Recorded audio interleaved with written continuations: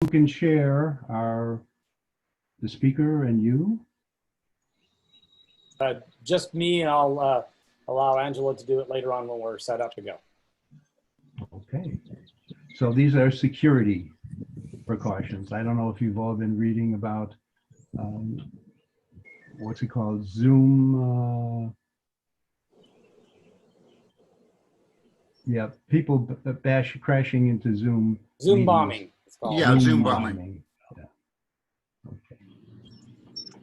Well, here we go.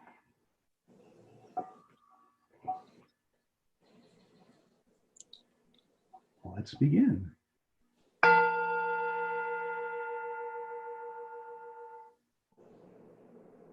So welcome everyone. This is the Bloomington Rotary Club's weekly celebration of service for April 7th, 2020. I'm the current club president, Aaron Davis, and it is just wonderful to see everyone here, including numerous guests from outside the club and club members who haven't been here before. So I'd like to start now by asking Dick Rose to lead us in the Pledge of Allegiance, and Dick will give a reflection afterwards. All right. Oh, there's the flag. Great. Well, join me, please. I pledge allegiance to the flag of the United States of America and to the republic for which it stands, one nation, under God, indivisible, with liberty and justice for all. Good. Well, as a reflection, I actually want to have us reflect on what makes a community go. And the context for this is not only the virus, which is, of course, imposing extraordinary challenges on towns large and small throughout the globe, but the particular context is a book that I read. I was given it as a gift in late 2018, a December gift, read it about a year ago in 2019. It's a book that is called Out of Town. The subtitle is a 100,000-mile journey into the heart of America. And the journey was not like many that we've read about, like Least Heat Moon, which was by car, but this one was by private plane. The authors are Jim Fallows, one of my favorite writers. He's a frequent writer for The Atlantic. And this book is co-authored with his wife, Debbie. And I just show you this. This was the vehicle they flew in. They flew to something like 45 communities in 30 states over about a 5-year period of time. This is not a Piper Cub, as you can see. It's a very upscale, single-prop airplane. It's made in Duluth, Minnesota. Charlotte, others could be prideful over that. It's an extraordinary plane because it has a parachute that encases the whole plane and drops it to Earth safely in the case of some emergency. There's a solid rocket fuel propelled chute that comes out of the canopy, harnesses grab the plane, and so on. Wow. Over a 5-year period of time, Jim and Debbie Fallows visited these various communities. They ranged in size. Most of them were very small. That is on the size of Bloomington, 100,000 or less. Some of them as sparsely populated as 1,500 people in one main coastal community. What they were asking was basically what makes good communities thrive, and what spells failure or a decline for a community.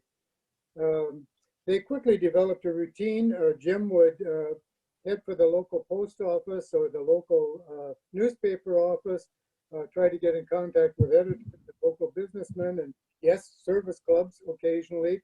Debbie, meanwhile, would talk to the local librarians, visit the school superintendent, principals, teachers, meet with artists and musicians in the community, and together then they converse with townspeople in cafes, on streets, in parks, wherever they would find them.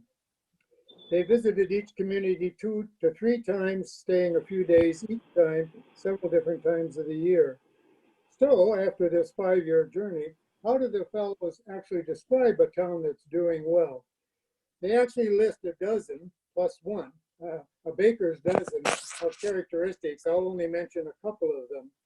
The first, and the interesting characteristic, it was listed first, is what people talk about when they're asked to describe their community.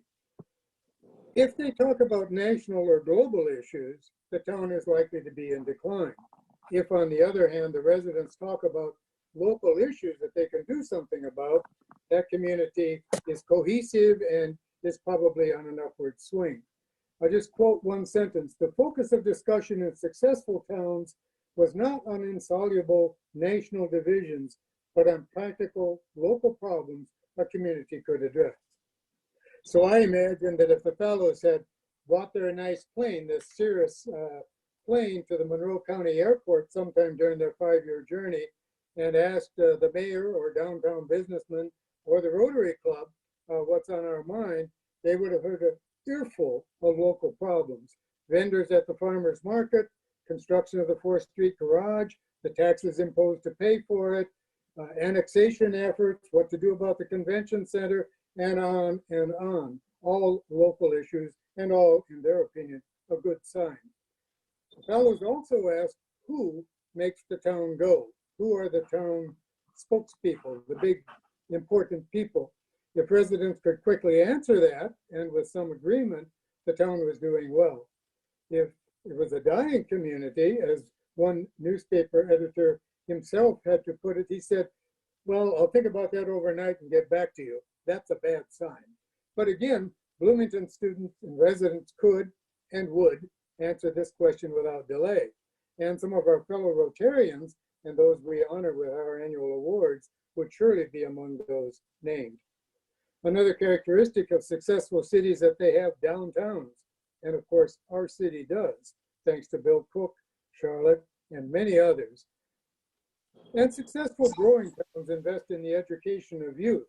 Bloomington, of course, like other college towns, has the enormous advantages of a university. And IU drives much of our success as a city. But we also have Ivy Tech and innovative elementary and secondary schools, alternative schools for those who need them, and longstanding daycare facilities and even preschools. So amid the challenges of the coronavirus, we've all been inspired by stories of individuals within our communities who are helping one another. And I ask us to just reflect for a moment on what is happening now, this day, and over the last couple of weeks in Bloomington. I'll mention just a couple. Cardinal Spirits turns its distillery into making not spirits, but hand sanitizers that it's been donating. One World Catering no longer does catering and instead donates its foods to the food bank and delivering to families in need. Indeed, they've just expanded their service. My own Covenanter neighborhood is collecting household food for the community kitchen. And we read in the last few days, Shalom Center, Wheeler Mission, New Hope Family Shelter, working together with United Way and the city, has created an emergency quarantine facility for homeless that may have the virus. And we could all cite more examples. So I just leave you with that. Bloomington is and has been a great community, and the current pandemic has brought out the very best in us and in our neighbors. Thank you. Thank you. Thank you. Thank you, IU Research Professor Dick Rose. Excellent. Okay, now I'd like to acknowledge our greeters for today, Michael Shermis, Katie Beck, and Jim Bright, and our production supervisor, Michael Shermis. Well done. Also, roundabout reporter for April, editor, also the editor of the Roundabout, Judy Schroeder. And thanks to our Communications Committee co-chair, Alan Barker, for providing our club with this virtual Zoom opportunity to hold this gathering. And are there guests who have not yet been introduced? So I think we tried to introduce everybody as they come in, but I also see that Joy Harder is here. Shelley Yoder, Bill Murphy. Who else has not, of the 45, been welcomed yet? Not about welcome, but Michael, Dick still has the marquee, if you will. Right. So that's probably a configuration thing. So you go back to Aaron so that Aaron will be displayed. There we go. Well, shifting around now with the speaker. okay. Very good. Thank you. It takes a team, right? So is there anyone else who hasn't been introduced? Jim Bright and Katie Beck, have you any people in mind who we haven't recognized yet? Let us see who's joined us: 3 visiting Rotarians, past District Governor Terry Fry, Beverly Teach of Brown County, president of the Brown County Rotary Club, and Randy Wheeler is back with us from the Rotary Club of Evansville. Anybody else from visiting Rotarians? Okay, thank you, Aaron. Okay. And since we have someone from Evansville, this is Glenda Murray. Since we have someone from Evansville, could I just say, I know that they lost one of their longtime members, that Alan Winslow died last week at the age of 97, and he had been a Rotarian for many, many, many years, and an old friend of mine as well. Okay, thank you. And I also want to recognize others who have signed in, who are here via phone or internet without video. We may not see you, but your engagement is deeply appreciated. The Rotary family this week, we have some birthdays. Martha Wales on April 8th, Gus Shackles, April 9th, and Megan Gearhart, a Rotaractor, April 9th also. And then Martha Foster, April 11th. And then membership anniversaries this week: Ron Barnes, 28 years in Rotary, 3 years with our club. There are always Rotarians in the news. Let's see, just checking with HT Bloom and other local media, including our Facebook page, which highlights a special reading by Trent Deckard. Also, there's a profile of Bill Oates from the Rotary E-Club of Silicon Valley, and an upcoming webinar featuring Scott Shackelford talking about his new book. So Evan? Now we'd like to have Mike Baker give a brief announcement from the nominating committee of our club. Hey, if Thank you, anybody Aaron. can hear me. This is Julia. I don't know what I'm doing. Sorry, Mike. I'll sign off now. That's not a problem. You don't have to sign off. Okay. There we go. Well, I'm happy to announce the nominating committee has received a thumbs up from Sally Gaskell to be our president nominee for 21-22. She was on here a second. I can't see if she dropped off, but she's been involved in our club many years. Everybody knows her. I'm assuming that during her presidency, we'll probably hear more about baseball, and she might even talk a little bit about the arts. But I'm happy to announce that she's filled our slate now for 21-22. So congratulations, and thank you very much, Sally. Yes, thank you, Sally. And now, Mike, if you could just move on into a Paul Harris Fellow induction. I'd be happy to. Most of you have heard this before, and you know that Paul Harris Fellow recognition is Rotary Foundation's way of expressing its appreciation for substantial contribution of both financial and community service activities. People who support the humanitarian and educational programs of Rotary, and it's named after our founder, Paul Harris, who started Rotary with 3 business friends in 1905. Although this person is relatively new to Rotary, her involvement in our club and community clearly demonstrates her shared purposes and ideals of Rotary and our club. During my Rotary year, I used to struggle a little bit, and I don't know why with her last name, but she finally got me over that. She's been involved in tree planting and just almost every activity, and she's even given us a big smile right now.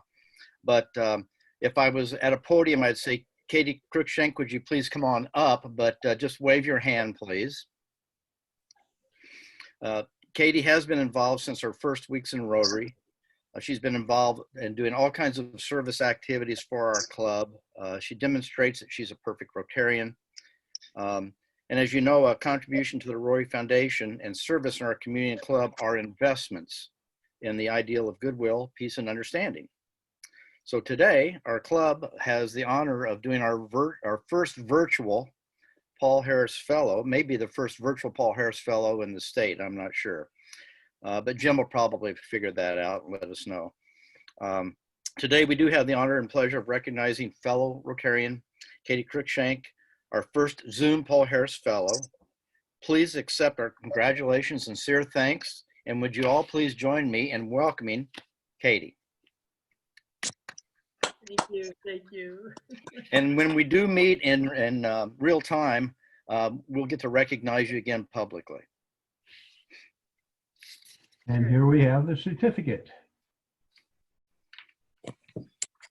Thank you, Kate Cruikshank. Thank you. Thank you so much. You want to say a couple of words? Well, I'm just really honored, I must say, and I guess I would like to say two things. First, I would like to thank Judy Schroeder for plunking me down on her porch swing and giving me a lecture on how important Rotary was and how it would enrich my life. I was a little hard to persuade, but she did it, and I'm very grateful to her. And my second thanks goes to the person we all thank for being so exemplary in public service and so many other ways, and her generosity is part of this, and that's Charlotte Zitlow. So thank you so much. I'm just so honored to be affiliated with all of you and with them in particular. Thank you. Am I supposed to pin myself? If you will. I practiced this. We'll see. Don't hurt yourself. I'm saving Mike this struggle of trying to get this into somebody else's clothes. There we go. I don't know if you can see it. There we go. Thank you. Thank you. I put mine on just so if I needed to drop it, I could. I almost did, Mike. And thank you, Kate, and thank you, Mike Baker. Congratulations, Kate. Thank you, Charlotte. Thank you, thank you. I'm proud of you. Well, that means a great deal, I must say. Congratulations. Thank you, thank you. Congrats, Kate. Thank you, Joy. Okay, moving forward with our Rotary Action updates, most of which will be in the roundabout. I'd like to just mention that last week's meeting was really extraordinary. 66 people in attendance, including Rotary International Director, our entire district governor line, including our own Lance Eberly, and all three of our Rotary Global Scholars, one from Japan and one from Germany. So these meetings are working so far, thanks to Alan and Michael Shermis and Katie. We're still operating, committees are still meeting, a scholarship committee is meeting for the current scholarship, high school scholarship program. You all have gotten statements for April through June, and thank you for your generosity.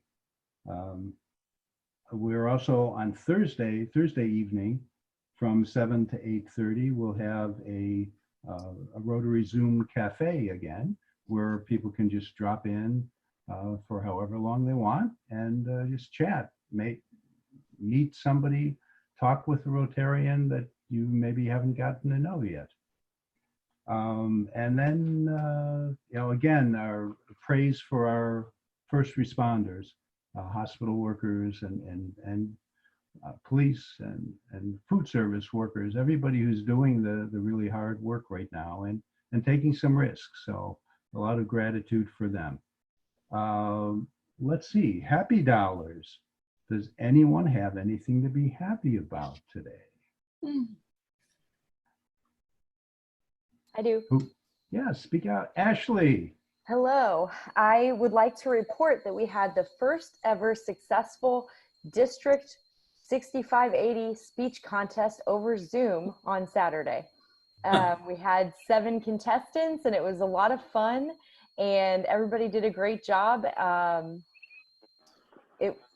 We won't do it again, hopefully, but it went really well. And we had a standout winner that was a youth exchange student in the past. And I'm hoping to get her to speak to our club. So I'm very happy about the turnout there. Thanks, Ashley. Who's next? Can I do something for you? Can I just talk? Charlotte. Yeah, I'm happy to be on the corner of 6th and Morton on the 2nd floor, way above the social distance, and playing music for whoever walks by. Oh, nice. You can order the music. I've got everything. I've got jazz and classical and folk music. Just let me know what you'd like to hear.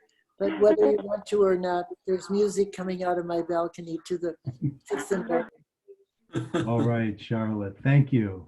Okay, good. And Julia. I'll get my money to you. Okay. Yeah, we're focusing on the happy today. The dollars, Yeah. you know, put in the jar. And Okay, well, save anyway, up. thank you. Okay. Good. And I think that Julia was in line. Well, who okay. else? Well, it's Julia, okay, and I'm just happy that I finally have done my first Zoom. Maybe Jay can hello. Maybe I can get some further instructions so I do this a little better. But it's wonderful to be back with my Rotary people again. Thank you. Wonderful to have you back. Aaron, it's Yes. Kate. It's Kate. I'm happy for obvious reasons to be a Paul Harris Fellow, but I also wanted to share something about Teachers Warehouse. One of our stronger volunteers, one of the ones who's more consistent, works in inventory, has set up a mask making operation in the workroom of Teachers Warehouse, since of course it's closed. And she has a whole team of people making masks, and those are, we're talking about just protective masks, and those are going out all over the county. They're churning out hundreds.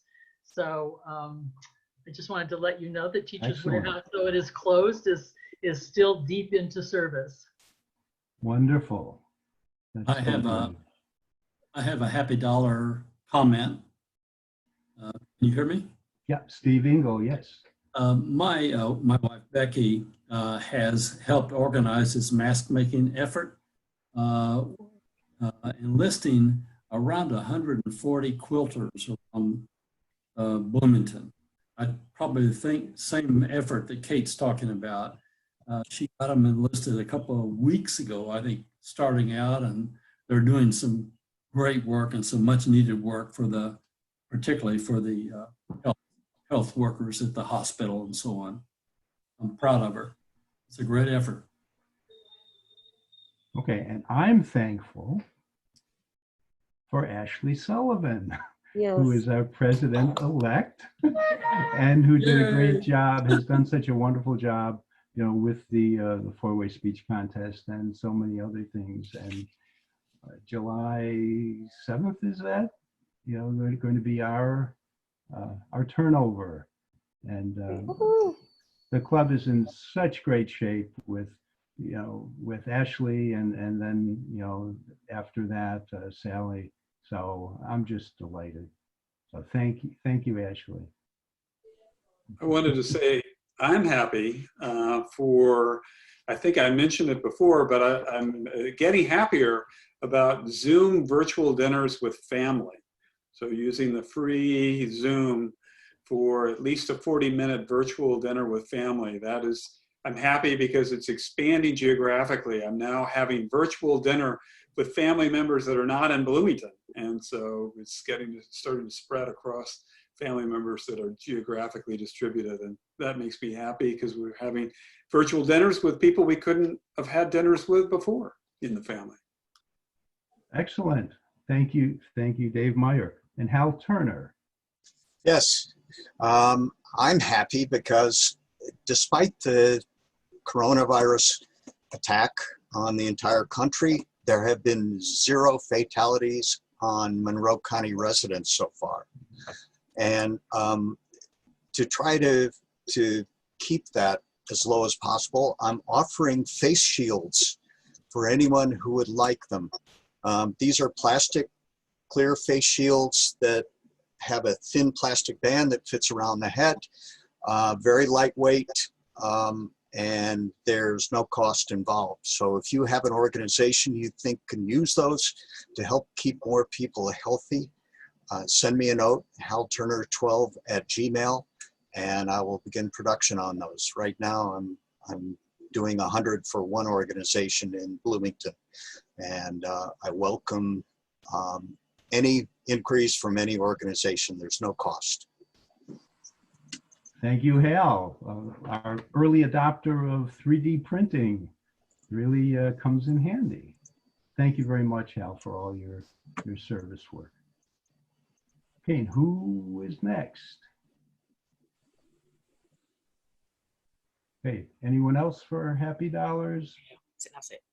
Aaron, this is Charlotte. Can you hear me? Yes. I want to do a second Happy Dollar because if you can see my face, I have a mask on because somebody just came to my door and handed me a new mask that she'd made. Adria's mother came by and just left me some masks. So people are really generous and thoughtful. It's wonderful. Thank you. Did you hear me say that? I'm masked, so I'm probably not very audible. Oh, no, it was loud and clear, Charlotte. Okay. Thank you very much. So we're very lucky. Yes, thank you. Okay. And now, if we don't have anyone else jumping in, Owen Johnson will introduce our speaker for today. Thank you, President Aaron. Our speaker today grew up in southern Minnesota, then crossed the border to go to Iowa State, where she double majored in political science and Russian studies, and she was a distinguished military graduate. She has 2 master's degrees, one in organizational change from Hawaii Pacific, and one in political science from the National University of Kyiv-Mohyla in Ukraine. She has served in the U.S. Army for 19 years. That includes 2 combat tours in Iraq, totaling 30 months. And most recently, she has been intelligence officer in a multinational corps in Poland and commander of an intelligence battalion supporting the U.S. Army Europe and the U.S. European Command. It's my pleasure to introduce to my fellow Rotarians, Lieutenant Colonel Angela Reber.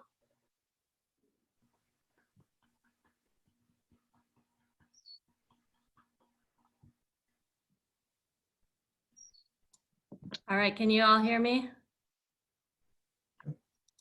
Okay, and can you see my screen? I shared it here for you.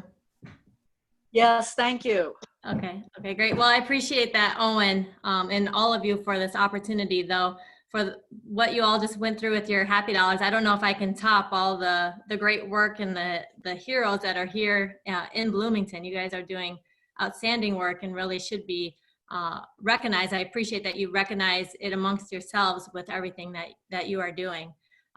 Owen invited me to do this last fall, shortly after I arrived at Indiana University.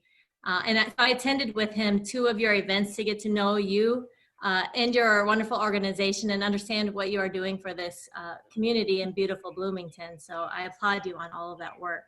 I'm here to share my experience and perspective with you from being in the Army for the last 19 plus years and really in Europe for the last 10 years, or in and out of Europe for the last 10 years. So here's my story.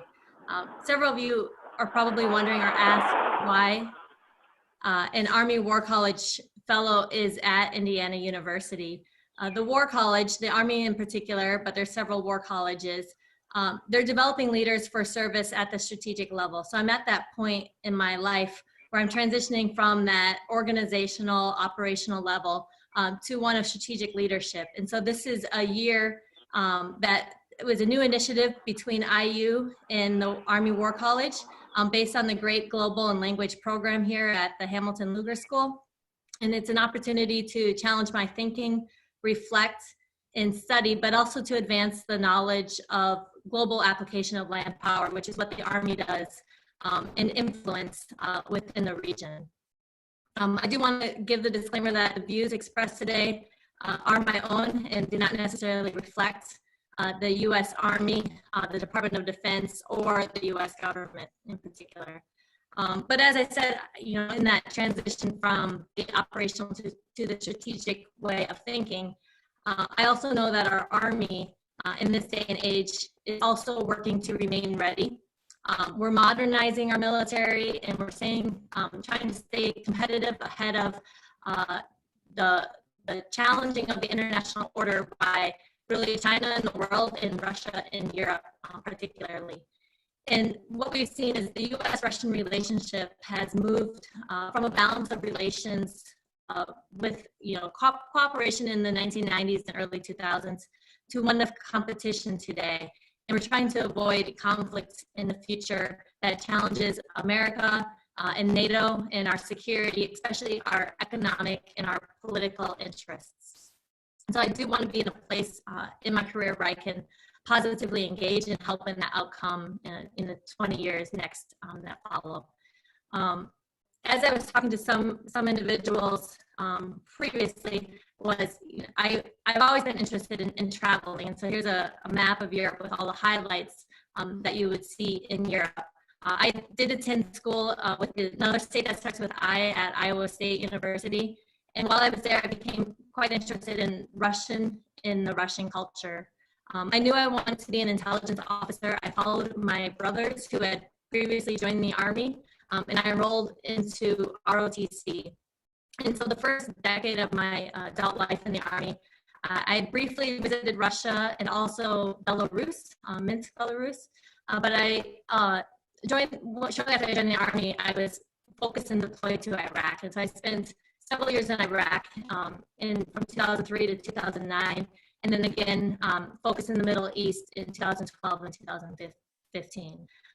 But for the last decade in particular, so since 2010, I've been focused in Europe. I lived 2 years in Ukraine, integrated within their population and their society.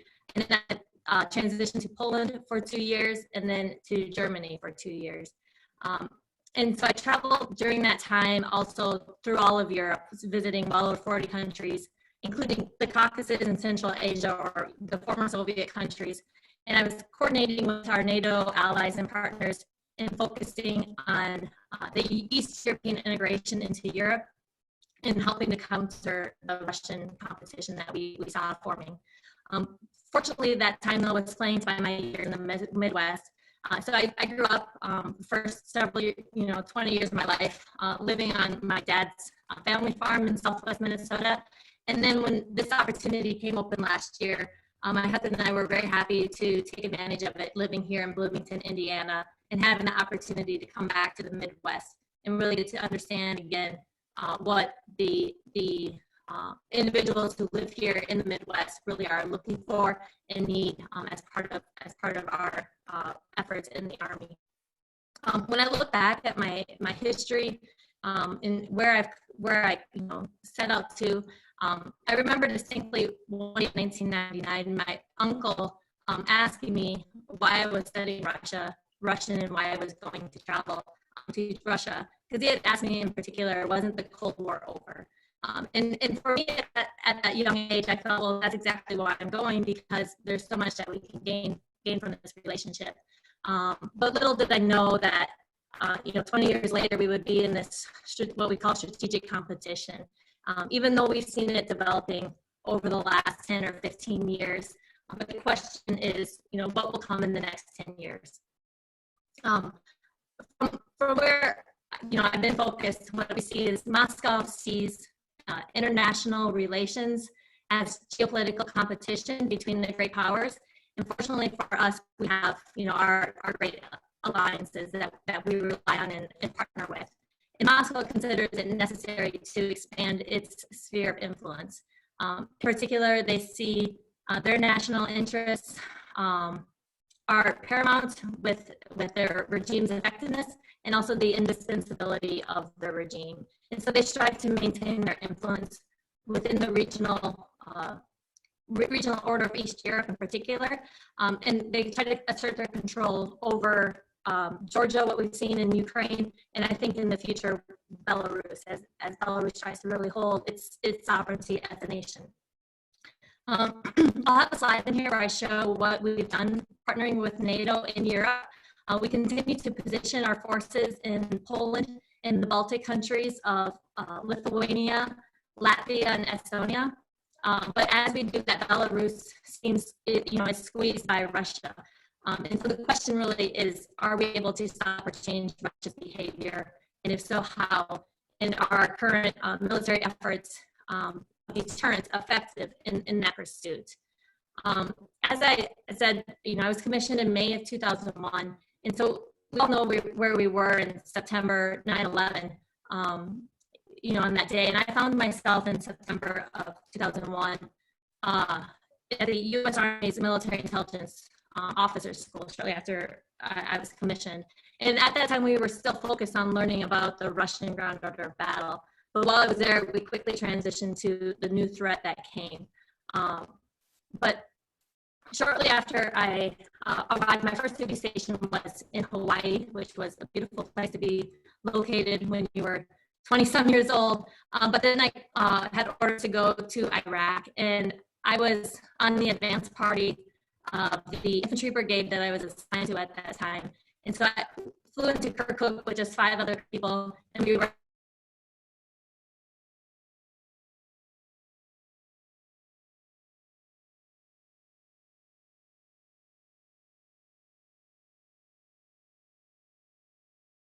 Oh, we're having some. the targeting. Oh, can you still hear me? Now we can. Great, go Okay, ahead, sorry. Angela, yes. Okay. And I remember being in Iraq still in 2008 when Russia initiated its military activities against Georgia at that time. And really that was where I had focused on studying prior to joining the Army. And so in 2009, the Army had selected me for a program called the Olmstead Scholar program, where it was started by a general from World War II in the Korean War, General Olmstead, who was responsible for military foreign assistance and recovering the prisoners of war during that time. And he really saw the challenges that American military officers had in relating to their foreign counterparts in the civilian populations. So he established this opportunity for officers to acquire in-depth understanding of foreign cultures. And I was asked at that time to go to Ukraine and study Ukrainian and live immersed within the culture of Ukraine. And my husband came with me, and we had that unique opportunity to be completely immersed. Several of my peers who worked within the Department of Defense or Department of State were still focused on learning Russia, and there was still that dynamic within the country at that time. But I was integrated, having those conversations, really getting to learn the local perspective on the ground, assess and advise them, their discussions about what was important to their individual power structures, what they wanted, and then also the wider discussions as well, specifically missile defense going into Europe, European integration for Ukraine, were they going to go east or west? Could they stay in their non-block security, which is what they wanted? And then, advising them on how we thought their security situation was with their neighbors, including Russia, about their army transformation and their lack of effort placed on the transformation of the Army. But during that time, from 2010 to 2012, I was also seeing what was going on again in the Middle East, and really seeing several of those countries on fire during that time.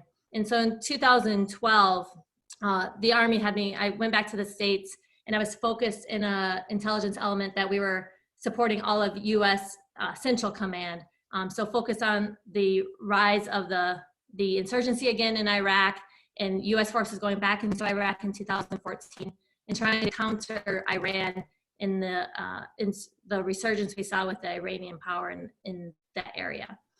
But in 2015, I got a phone call from my assignment officer saying that she wanted me to go to Poland. And I was a little surprised because I knew what was going on in Ukraine. I had seen Ukraine kind of unfolding while I was focused back in the Middle East.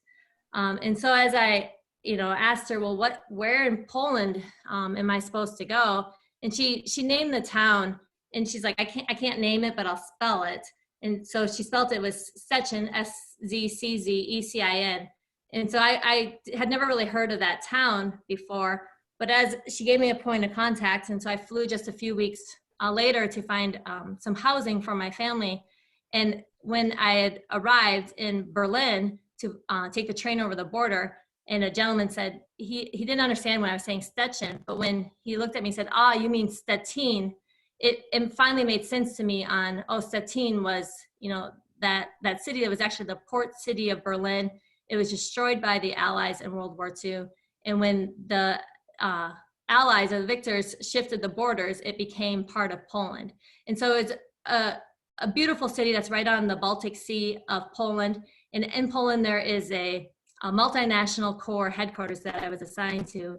And the US in 2015 invested myself and about 14 other officers, including a US general, to this corps to help strengthen it as we were countering Russia in that shift as they were carrying out operations in Ukraine. And so we were assigned to help with the NATO and US security policy in Eastern Europe. And since 2016, the US Congress has provided funding for the European Deterrence Initiative to augment gaps in military aid for the security to our allies and partners. And this is to help with US capability in equipping disparities, as well as with our partners' equipment disparities. In particular, we were focused on strengthening the forces within Poland and Lithuania, Latvia, and Estonia, the Baltic countries, among the other NATO nations. And those countries in particular consistently invested at least 2% of their GDP towards their defense budgets. And in particular, we saw Poland as a regional leader within NATO's eastern flank, that as a result of its efforts toward Russia, garnered additional US bilateral partnership and investment. And after my time in Poland, I was selected to command the intelligence battalion that's headquartered in Germany. And we were responsible for providing intelligence to all of US Army Europe, as well as US European Command, among some other headquarters stationed there for the Army. And during that time, I was connected significantly with the operational level of what was happening on the ground. Within our operations, we were focused on developing the threat throughout Europe, facilitating the joint threat assessments with our allies, and also conducting pilots of new technologies within that area. And so during this last decade, I've spent significant time in each of these countries during these critical moments, integrated with their citizens, discussing life and their interests, and helping facilitate their transition, their development, and partnering with U.S. Military. Particularly in Ukraine in 2010, when they were discussing the integration between East or West and how they could try to maintain their sovereignty, when they were discussing the benefits and the risk of missile defense going into Europe, which we've now activated in both Poland and Romania, and then also being stationed in Poland during their transition to really counter the Russian threat that so many of those East European countries felt with the rise of the Russian transformation of their military and force to the international order. And then in Germany, where we really see the strengthening of our forces as we continue partnering in Europe. The next two slides I have are quite similar, but they show the threats to the Russian Federation based from the Russian perception. And the next slide is very similar, and it shows kind of what we term the Euro-Atlantic challenges. So Russia finds itself between EU and China, and they see both countries or both regions really expansionists against Russia in the political and economic sphere, and that's with the US in that transatlantic space.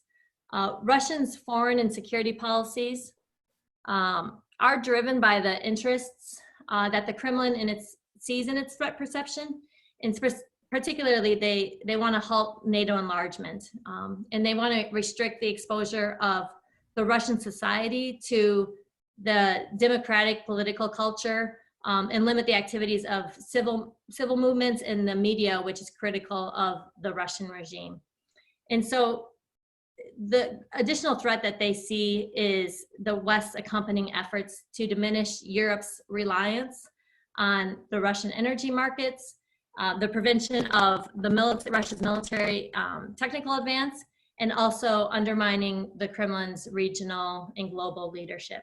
And these all potentially cause Moscow to justify using its military as a tool to secure just beyond its borders, as we saw in Georgia that you see in the south, to Ukraine just to its west, and then just north of Ukraine, Belarus. In particular, these range rings that you can see, I don't know if you can see my mouse on the screen, perhaps not. In particular, these range rings signify some of the key weapon systems that Russia wants to in place or has in place to interlock what we call their anti-access area denial strategy, the A2AD strategy. And that's to help secure that strategic depth and defense to their nation that they see towards Europe in particular. Oops. And here's a similar slide that kind of shows that same structure, but it's the Euro-Atlantic challenges.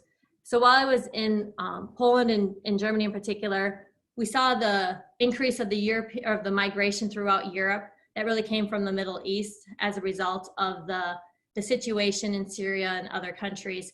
And with that also came the foreign fighter flow that included several bombings and terrorist attacks against the civilian populations within Europe, as well as military forces. And we started to see that change in the military balance and significant rise in different nuclear capability by Iran and also by Russia. And so today, what we see is Russia continues to seek to expand its influence in almost every region of the world. They're working to undermine the sovereignty of other states, particularly in what we term their near abroad. So in Georgia and Ukraine, and we expect to see in Belarus.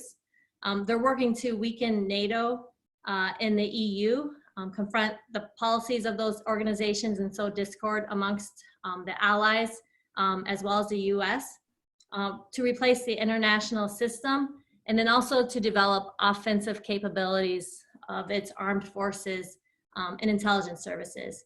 So in Europe, in many of the countries, we've seen Russia as an active participant in the domestic political process, and where they've also conducted, I would say, quite brazenly conducted gray zone tactics, which are in the cyber realm, and also we've seen poisonings and assassinations of dissidents and journalists in those countries as well.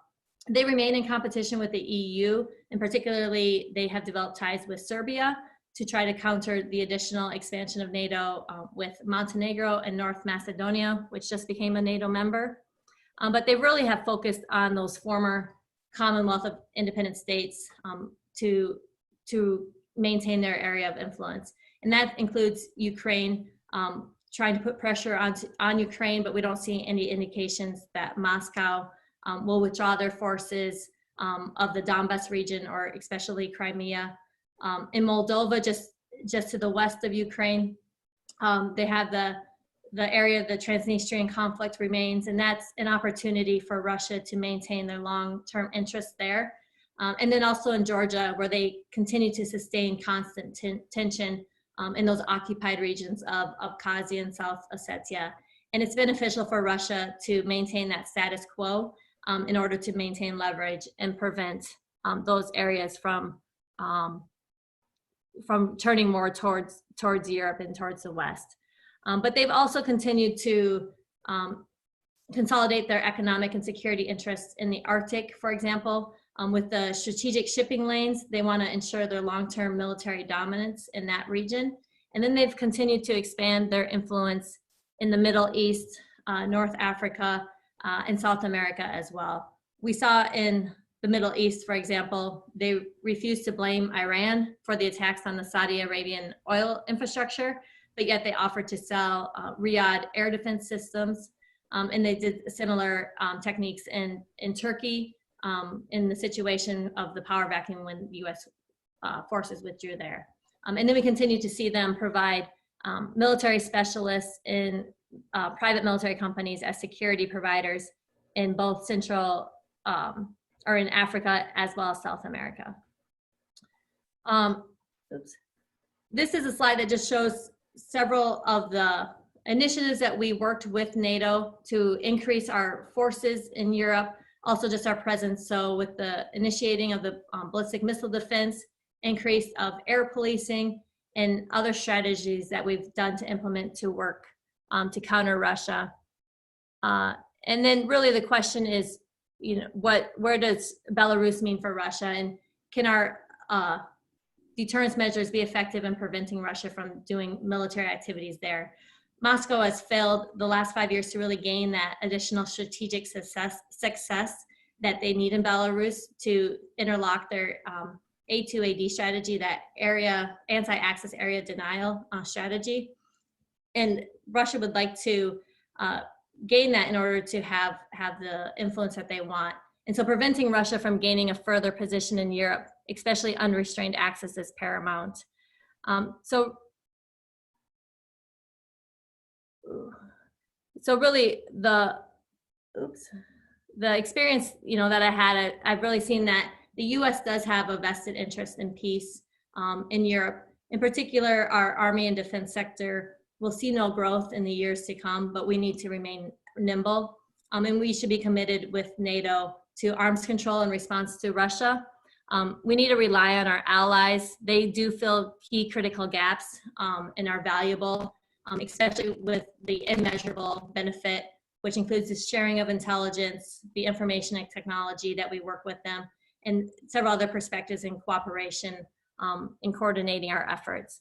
And then we also do need to continue to invest in our partners and our allies, as seen in Ukraine and Georgia, and we should also look to Belarus in strengthening their culture and investing in their economy and people as well.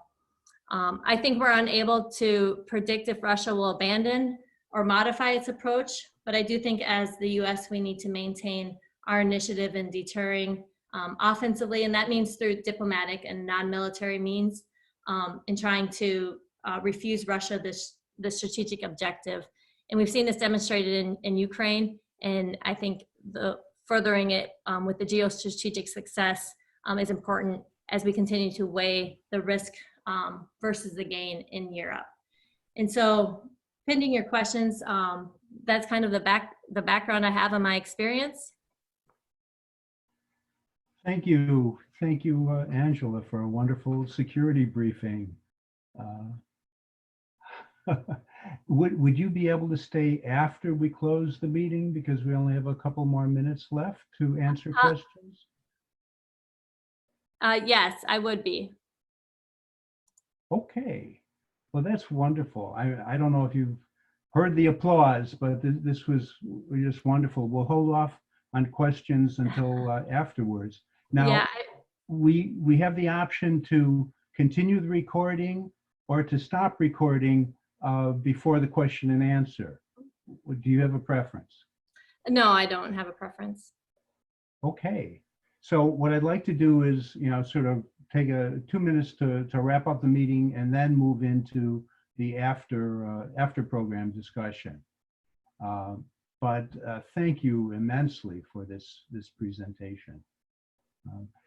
So I'd like to, in terms of wrapping up, I want to honor well, in honor of today's celebration of service, President-elect Ashley Sullivan, do you have your the hat with you? I'm ready to go. All right.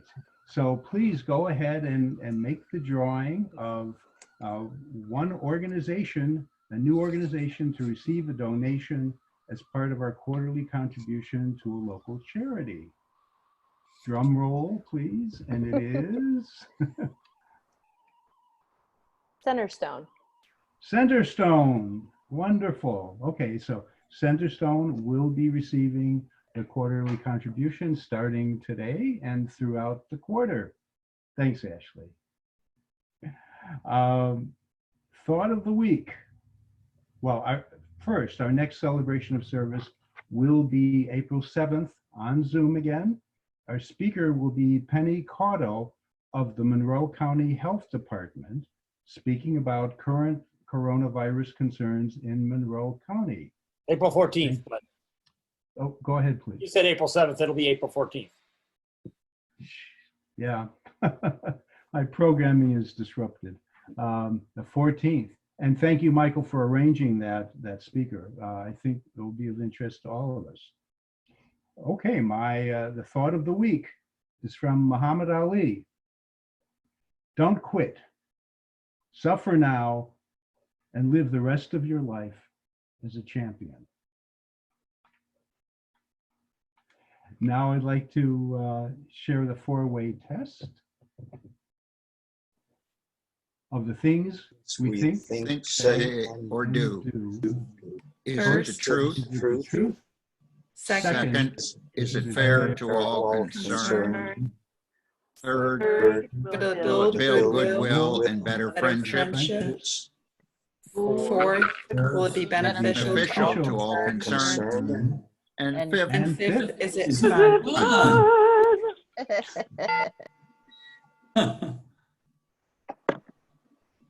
Okay, and now for the after the program. Hello, Natalie. We will get back to some of the questions and answers. Aaron, this is Kate. Kate, hi. Hi, I just had a comment for Angela. I think it's so important and so helpful for us to see the perspective from another side. I mean, her map showing the way the Russians view the world and the threats is just so terribly important, because we don't see that. We only see it from our own perspective, and I think that can be terrifically helpful for thinking about relationships. I'm sure that's true at all levels of relationships, but also at the international level. So I just want to thank her for that. It really found it very, very helpful. Yes, thank you. Amy. Oh, nope, sorry. Okay.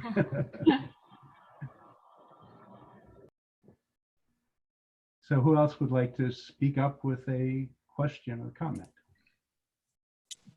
I have a question. Maren McClelland, president of our Rotary organization at IU. Yes. Hi, I'm a sophomore at Hamilton Luger, and my interest is specifically in China and international studies. And I'm curious to know how Russia thinks about China entering into Europe, specifically with the Belt and Road Initiative. I'm writing a research paper on China's influence in Italy, but I would be interested to hear what Russia thinks about that. So I think that Russia feels threatened, not just by the European Union, but also by China, especially China entering into their space. And so I was in Central Asia about just under 10 years ago, when we really saw the initial startup of the Belt and Road with their new current president, Xi Jinping, in 2012, where they were investing into those Central Asian countries. But the problem was they were setting up production sites, but they were putting in all their own citizens to work at those sites and completely extracting all of the resources and everything and taking it back to China. So there was actually no benefit for the trade and cooperation that you would otherwise see within Central Asia. And Russia saw that occurring in Kyrgyzstan and Kazakhstan in particular. And so they see it even more threatening when they continue to expand into Europe. They have a lot of messaging that they try to portray and working in that relationship, in particular with, to counter the European Union, where they show, oh, we've signed these gas transit deals, we're trying to increase our trade. They've even done some military cooperation as far as their recent training and exercise initiatives, but we've seen it really minimal, and that we've also seen that China continues to maintain the upper hand against Russia in those relationships. And Russia knows that. It's just they try to take advantage of that and exposing the advantage and trying to countering that with the West. Thank you. That was very helpful. Great question, Maren. Yes, I have a question. Charlotte? Yes. Yes. My question is, what about Africa and South America? Are both Russia and China working their way into those continents as well? Yes. In particular, we've seen Russia trying to exploit the unrest in those countries and trying to provide protection and support to the authoritarian leaders in power, as well as trying to supply, increase their arms into Africa in particular, and then offering some of their, trading for security provider. And then in particular, we've seen China as well developing, just like we saw in Kazakhstan, where they develop, a production site or some sort of industry, but then they provide the people as well as take all the resources with them back to China. Is that happening in South America as well? We've seen some, in particular in Venezuela, where there was a lot of chaos. And we've seen Russia trying to reach into that area, and that provides a lot of concern for the U.S. in particular in that region. I would think so. Thank you. You're welcome. Other questions? May I ask one? This is Owen. Oh, watch out for Owen. How does the U.S. military deal with the Russian efforts in their troll factories and the creation of fake news? It's difficult because you can't, it's difficult to stay ahead of it and trying to counter the propaganda machine. I think what we need to continue to is acknowledge that it's there and show examples, especially within the Russian-speaking populations of Europe, as well as what we've seen in other European countries and in the US, that a lot of the stories, there is false information. It's not true. It is being funded and directed by the Kremlin or certain agents of the Kremlin, I think is our best opportunity. It's hard to counter it all. Cyber capability, I'm not an expert on it. I've worked a little bit in the domain, but there is a lot that you have to be very careful about it becoming a slippery slope.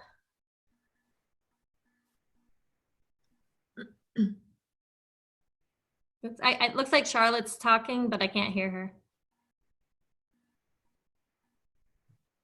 Charlotte is muted right now. Too bad. Okay, here I come.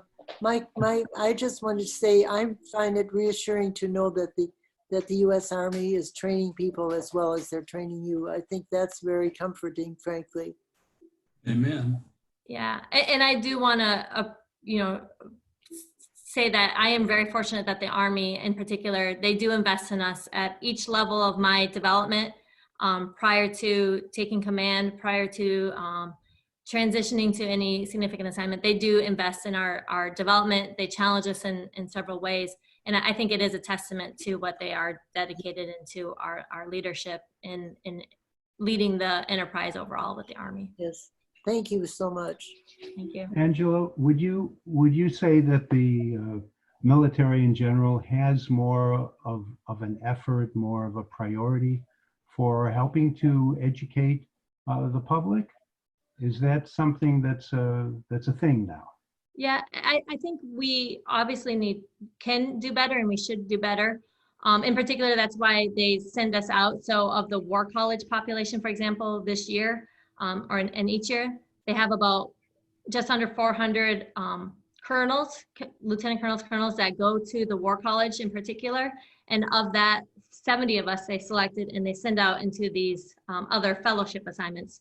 So as compared to going to Carlisle Barracks in Pennsylvania, where most of my peers are, they selected several of us to go to different universities, to go to different think tanks and some other agencies. And it is our opportunity. So just as much as I value from it, I hope to give back in that talking with other individuals, letting them know what the Army is doing. And I think it's very beneficial. And in particular, you know, I've been stationed in DC, but I have absolutely valued my year here in Bloomington, just even reconnecting with what is important to business owners, small business owners, what is important to even just the young students here at Indiana University. I engage, you know, every day at Hamilton Luger and in some other classes with, you know, our 20-year-olds who are really going to, you know, become our workforce in the next, you know, 10 years, and seeing what is their education, what's important to them, and sharing with them my experience. And so I value it, and I hope the Army, I think that's why the Army does it as well. Well, please let your superiors know that we certainly value it. We're tremendously appreciative, and I know that Rotary clubs all over, you know, would love to have visits with this kind of a, you know, little security briefing to help explain what's going on. Yes. It's a mystery out there. No, go ahead, Owen. Spasiba. Очень спасибо. Okay. Means bye. Bye. Bye-bye. Okay. Thank you, Angela. everyone. That was very And so- interesting. Yes. Great. So to leave the meeting, just go to the lower right where it says leave meeting. And click Right, on but that. just go leave the meeting. Angela, it's so great to see you again. Yes, thank you. I appreciate it. I hope this was of value, and I appreciate any feedback. Thank you. Thanks, Angela. We're going to stop the recording now. Is that okay, Eric? Yes, Yep. thank you. So do you want to leave the meeting? Yep.